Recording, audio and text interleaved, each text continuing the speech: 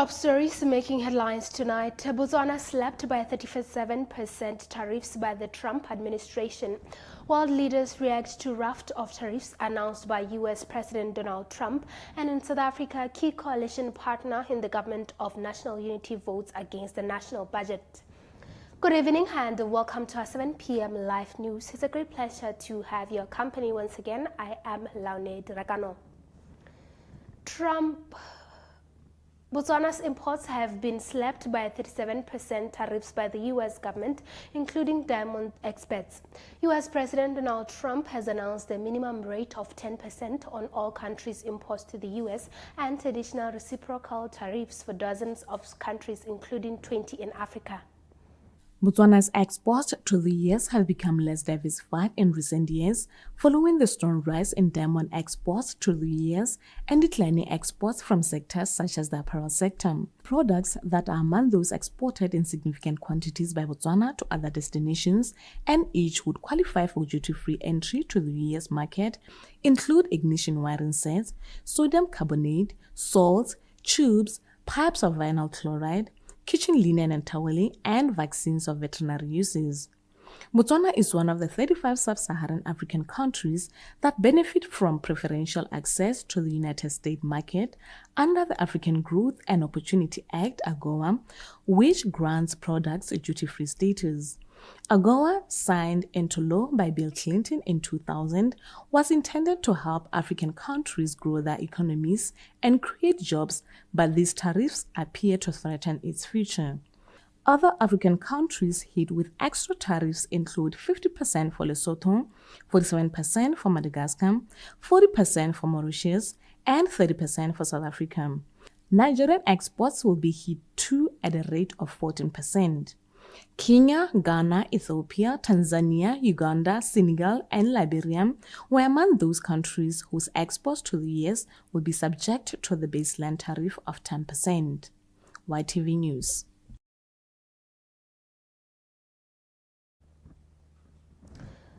President Trump's move to slap a 10% tariff on most goods imported to the United States, as well as much higher levies on other countries, has intensified a global trade war that threatens to stroke inflation and stall growth. U.S. President Donald Trump escalated a global trade war with new tariffs Wednesday that threaten to stoke inflation and stall growth. After Trump unveiled the plan, it left world markets rattled and drew condemnation from world leaders. They include a 10% tariff on most goods imported to the United States and much higher levies on dozens of trading partners, including allies. Japan and the European Union were not spared, facing 24% and 20% tariff rates respectively. Tokyo's government spokesperson called the tariffs extremely regrettable, while Ursula von der Leyen said they were a major blow to the world economy. Millions of citizens will face higher grocery bills, medication will cost more, as well as transportation. Inflation will go up, and this is hurting in particular the most vulnerable citizens. She said that the EU was already finalizing the first package of countermeasures in response to tariffs on steel, and were preparing for more should negotiations with Washington fail. China was faced with a fresh 34% tariff on top of the 20% Trump previously imposed. The world's #2 economy vowed its own retaliation despite a warning by U.S. Treasury Chief Scott Bessent that such moves would lead to escalation. Trump's top economist Stephen Miran said on Fox Business Wednesday the tariffs would work out well for the U.S. in the long run, even if they cause some initial disruption. However, outside economists have warned that tariffs could slow the global economy, raise the risk of recession, and increase living costs for the average American family by thousands of dollars. Even some fellow Republicans have expressed concern about Trump's aggressive trade policy. Hours after the announcement at the White House, the Senate voted 51-48 to approve legislation that would terminate Trump's Canadian tariffs, with several Republicans breaking with the president. Passage in the Republican-controlled U.S. House of Representatives, however, was seen as unlikely. Some world leaders have reacted to the Trump's tariffs, and the Australian Prime Minister Anthony Albanese said the decision to impose a 10% tariff on its ally is not the act of a friend, but ruled out reciprocal tariffs against the United States. The unilateral action that the Trump administration has taken today against every nation in the world does not come as a surprise. For Australia, these tariffs are not unexpected, but let me be clear, they are totally unwarranted. President Trump referred to reciprocal tariffs. A reciprocal tariff would be 0, not 10%. The administration's tariffs have no basis in logic, and they go against the basis of our two nations partnership. This is not the act of a friend. Today's decision will add to uncertainty in the global economy, and it will push up costs for American households. This is why our government will not be seeking to impose reciprocal tariffs. We will not join a race to the bottom that leads to higher prices and slower growth. We will stand up for Australia. We will continue to make the strongest case for these unjustified tariffs to be removed from our exporters.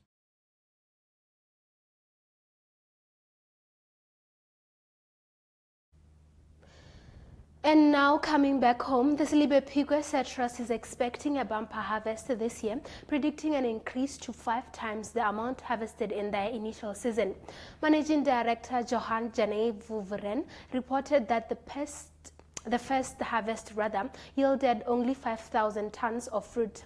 However, this year the citrus farm expects an outcome of approximately 20,000 tons, which will include lemons, grapefruits, and other citrus varieties. More than 70% of the harvest is designated for international markets, while the remaining 30% will be available for local consumption. Primary goals is, as always, mostly export. We want to export as many fruit as we can, possibly with some. For the lemons, it's difficult to market it local, as there's not a big local market for it. So primary goals will be export. Well, as you can see at my back here, it's a very, very good crop. Compared to last year, we have about 5 times the yield we had last year. So it's a very, very good crop, and we are very excited. Well, it's basic farming practices, the stuff we learned in the past that performed well for us. It's fertilizers, give the trees the correct food and water. That's the big thing. The first harvest, we had a big drought. I don't know if you can remember.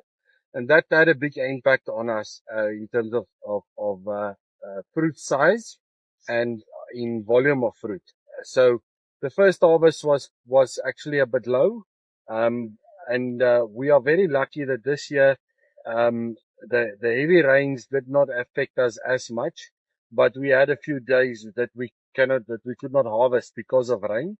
The fruits are very, tender when it's raining, when there's a lot of, moisture in the air. So it's not easy to pick them, when it's wet, but yeah, luckily we weren't impacted by the massive amount of rain that Botswana has received. As Piquet was a little bit drier than the rest of the country. You have a big challenge of labor. We need a lot of people to come to harvest. If you can please advertise far and wide for people to come. We need a lot of people to come harvest all this fruit this year. We're looking to employ about 500 people just on the picking team. So please let everyone know that they can please come and harvest citrus. Okay. We are harvesting lemons currently. Then after the lemons, we're moving on to grapefruit. After the grapefruit, more or less simultaneously, we're going to start with some of the mandarin cultivars, and a bit later, when it's middle of winter, we're going to have the oranges. Okay. Actually, if I think about it, no. We are very lucky, and with the types of soil we have here, it's very good soil on the farm, and we are very lucky that it's so nice. So, no, to answer your question. Well, in our experience, we know what time of year is the best time, and planting the crops we planned to be in specific market windows. So we look at where and when we can sell the fruit before we plant. And lemons, we are kind of in the same window as the northern part of South Africa.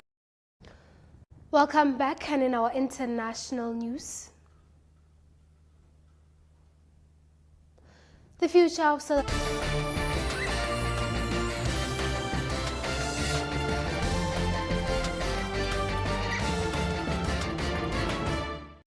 Podium 2, please read out your answer. Afternoon. Podium 3, please read out your answer. Afternoon. Podium 4, please read out your answer. Afternoon. What role does the water play in the environment? Diseases that are mostly transmitted through unprotected sexual intercourse are called what?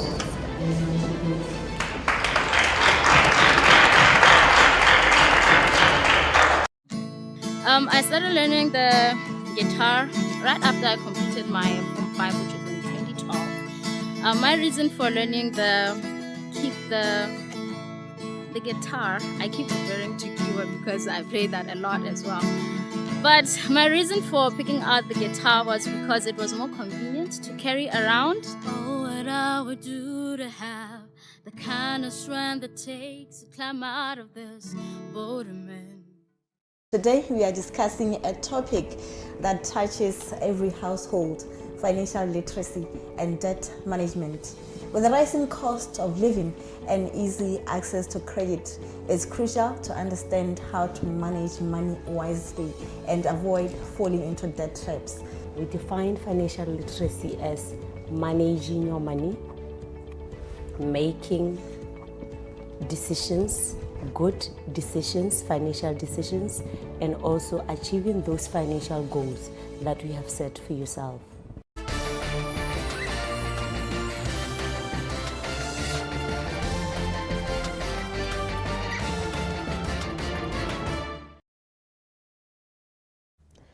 And when we return after a short break in South Africa, key coalition partner in the government of national unity votes against the national budget. Stay with us for more news.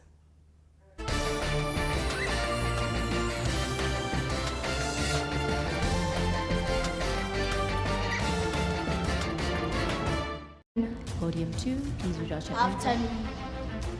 Podium 3, please read out your answer. Afternoon. Podium 4, please read out your answer. Afternoon. What role does the water play in the environment? Diseases that are mostly transmitted through unprotected sexual intercourse are called what?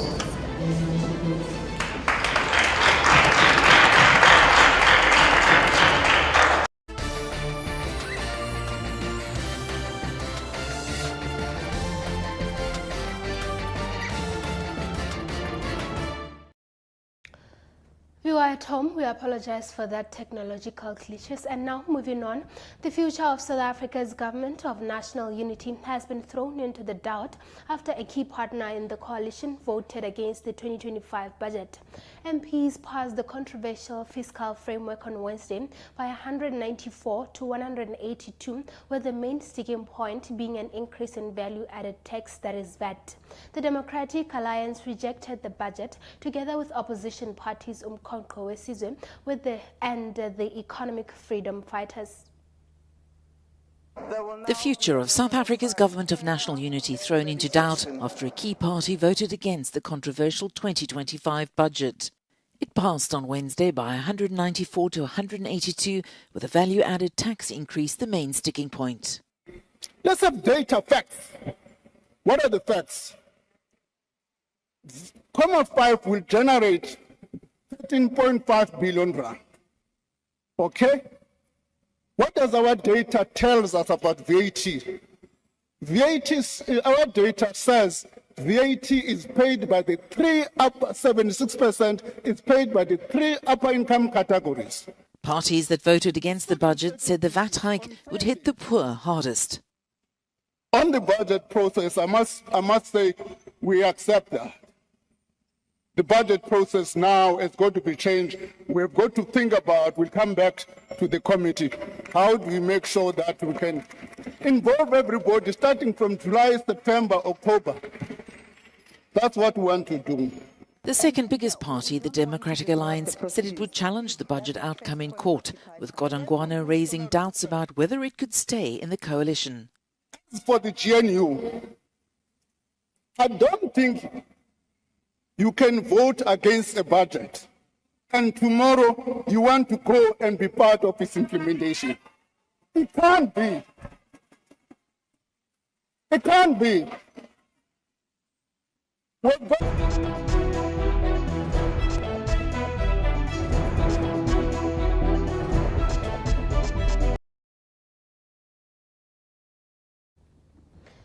And now in business, Botswana needs economic reforms to bring back long-term financial growth. This was revealed by Head of Research and Chief Economics for Africa and Middle East, Razia Khan, in an interview with YTV News, saying that digitalization in Botswana is the great strength to impact the country's economy. Khan said with the economic challenges, the government can make right reforms that could emerge and that are more resilient, diversified for economic growth in the future. This is a time of considerable global uncertainty. We've just seen the announcement of tariff escalation. We're waiting to see what the global reaction is going to be. Financial markets are on the back foot as investors assess these new risks. But what is encouraging as an offset to all of this is that despite the immense challenges, despite the suggestion that this could still weaken global demand even further, what is likely to offset the impact on Botswana's economy is the very real commitment to economic reform. There is a realization that the models of the past are not necessarily going to be fit for purpose in the future, but utilizing Botswana's great strengths, its established traditions of transparency now being enhanced, its tradition of stability, its recent democratic transition, there is a sense that the aspirations of the people need to be delivered on. And this could be the catalyst for much needed economic reforms that are set on bringing back growth in the medium to long term. We don't mean to downplay the impact of near-term challenges. What is all important is the reaction to these challenges. There is a view that with the right reforms, Botswana could emerge still more resilient, more diversified, more primed for growth in the future. U.S. President Donald Trump ignited a potentially global trade war as he slapped 10% tariffs on imports from around the world and harsh extra levies on key trading partners. Global stocks tumbled Thursday as markets digested Donald Trump's big reveal on tariffs. A day earlier, the US president set out sweeping new levies that exceeded most expectations. My fellow Americans, this is Liberation Day, waiting for a long time. Trump set a minimum 10% tariff on most imports, with much higher rates on some countries. The move sparked an immediate sell-off, with Nasdaq futures falling 4%. Some $760 billion was wiped off the value of the so-called Magnificent Seven big tech stocks in US after-hours trade. Among them, Apple, which makes iPhones in China, down nearly 7%. The slide then rolled on in Asian trade Thursday. In Japan, hit with a 24% tariff, the Nikkei index was down around 3% by mid-morning. Hong Kong's Hang Seng fared slightly better, down around 1.5%, with techs also hit hard there. Computer maker Lenovo was off about 5% early on. Markets have been roiled for weeks by Trump's on-off approach to tariffs. Now Delaware University economist Thomas Bridges says that uncertainty has at least been eased, but he says wider concerns remain. It's unclear how that relates to this administration's economic objectives. And I'm not entirely clear what their economic objectives are. It seems to be just more isolationist, but I think that will end up yielding a more constrained economy. Trump says the tariffs will raise revenue and create jobs in the US, but economists widely predict they will raise prices and cast a chill over global growth. Such worries have seen money flow into traditional safe havens. On Thursday, gold hit fresh record highs above $3,160 per ounce, while government bonds and the Japanese yen also saw gains. Coming up next is the sports update.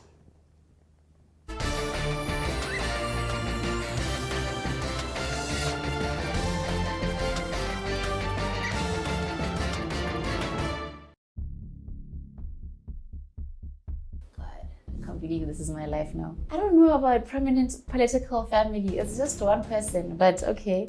I don't feel the pressure. I just do what I love and I just enjoy filming TV, and I just focus so hard on that sometimes I don't even realize what's going on around me. I think there's merit in the things that I've achieved. I think there's merit in the things my father has achieved. And I think while those things are parallel, they don't converge.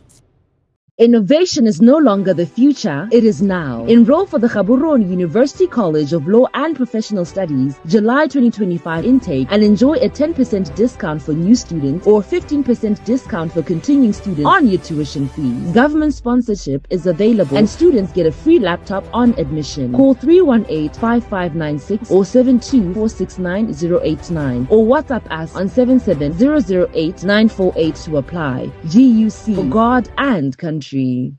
Jesus Christ loves you, and greater love hath no man. Because of him, his love and endless mercy, he opens the way, he opens eyes, ears, and minds, and can bring joy into your life.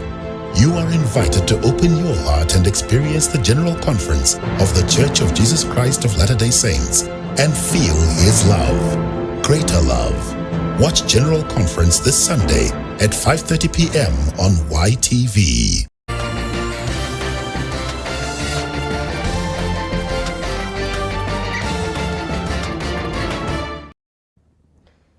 In sports tonight, Delta Sports Institute in collaboration with Botswana Golf Union are set to host the Delta Botswana Junior Championship slated for April 25 to 27 this year in Gaborone. The championships will be the first of its kind to be held in Botswana and set to feature over 200 junior golfers, both male and female, from across the world, aged between 5 to 18 years, and its objective is to provide competition platform for junior golfers, develop talent, and also a qualifying tournament for the upcoming World Championships to be held at Northern Ireland and World Stars to be held at Las Vegas. Today, Delta Sports Institute Botswana would like to launch the most highly anticipated junior competition in Southern Africa, which will be held in Botswana on the 26th and 27th of April. The competition will be called the Delta Botswana Junior Golf Championship. The prestigious tournament stands as a testament to our commitment for nurturing young talent, fostering sportsmanship, and developing the future stars of Botswana golfing community. The Delta Junior Golf Championship, now in its third year, has established itself as a premier event that brings together the most promising golfers from across the SADC region and beyond. This year's edition will take place at the Stanbic Bank Gaborone Golf Club, featuring over 200 participants in various age categories who will showcase their skills, discipline, and passion for the sport. What are our objectives of this championship?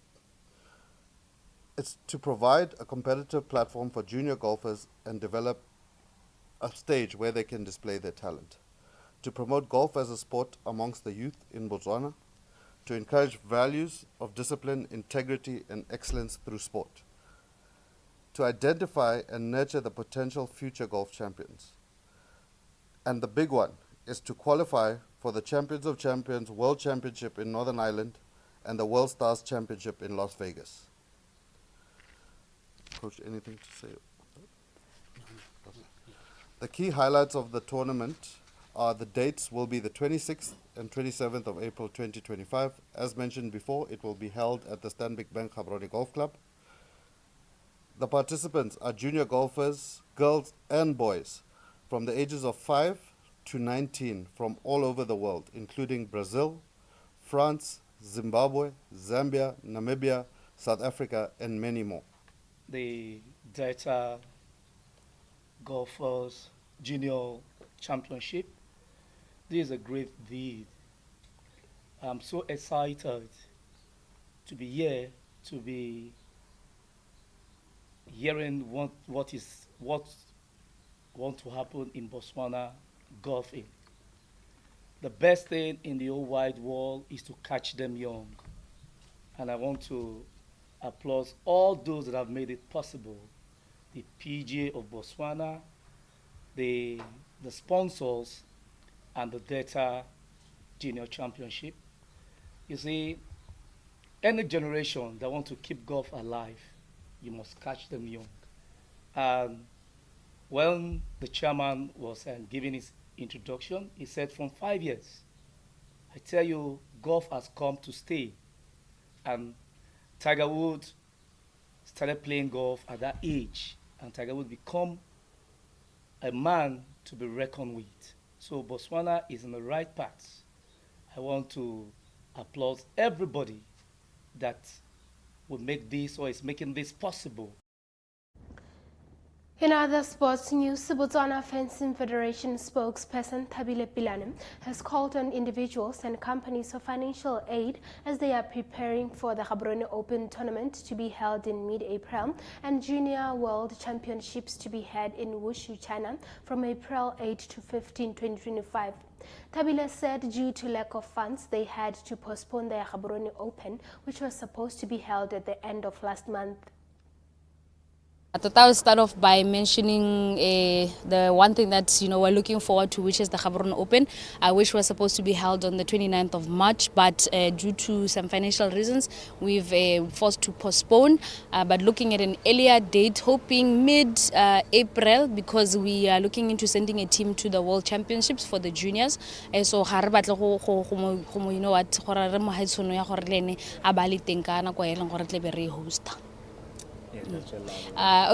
so yes, it's open to all categories. We are not yet to decide as you are aware, we have 3 weapons in fencing, but definitely it's